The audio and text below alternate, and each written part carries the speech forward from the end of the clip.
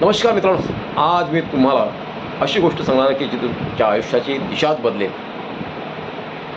गजानन जोशी प्रेरणा मंचमध्ये आपलं सर्वांचं मनःपूर्वक स्वागत. यशस्वी प्रत्येक विद्यार्थ्याला व्हायचं असतं, पण ते नशिबाने घडत नसतं तर सवयीने घडत असतं. त्या 5 सवयी महत्त्वाच्या कोणत्या आहेत त्या तुम्हाला आज सांगत आहे. मित्रांनो, वेळेचे नियोजन पहिली सवय. दुसरी गोष्ट वाचन, सातत्यपूर्ण वाचन.